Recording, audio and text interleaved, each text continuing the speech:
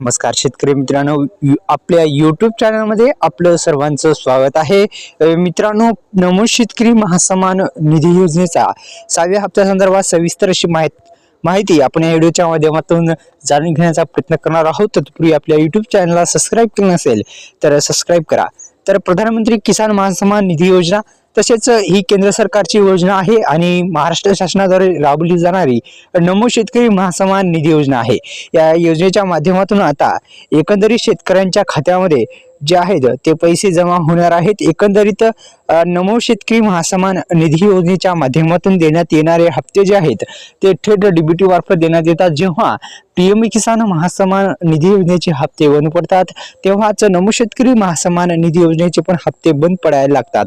कारण की मित्रांनो, पीएम प्लस नमो ही दोन्ही योजना एकत्रित असल्या कारणामुळे पीएम किसान महासन्मान निधी योजनेमध्ये जर काही त्रुटी असेल, म्हणजेच काय तर लाईट शेडिंग डेटाचा प्रॉब्लेम असेल ते दुरुस्त करणे गरजेचं आहे. कारण की हे जे प्रॉब्लेम असतात हे प्रॉब्लेम दुरुस्त करणं गरजेचं असतं. कारण की मित्रांनो, पीएम किसान योजनेमध्ये आपल्याला जर लँड शेडिंग डेटाचा प्रॉब्लेम आला आणि पीएम किसान योजनेचे सुद्धा हप्ते बंद पडले तर नमो शेतकरी महासन्मान निधी योजना ही राज्य सरकारकडून राबवली जाते.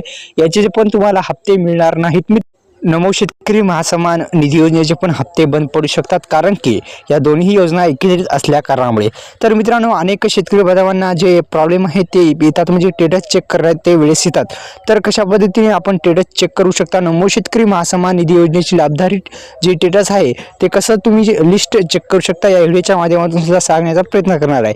तर अशा पद्धतीने या तुम्ही वेबसाईटला भेट दिल्याच्या नंतर असा इंटरफेस दिसेल, वरती दिसत आहे तशा पद्धतीचा.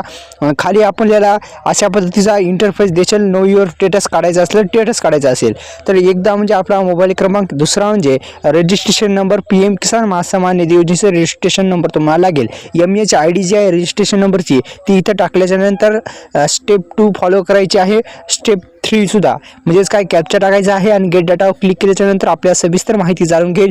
तुमचा हप्ता जो येणार असावा, हप्ता येणार का नाही, सविस्तर अशी माहिती इथं देण्यात येईल. आपण तिथे जाऊन चेक करू शकता.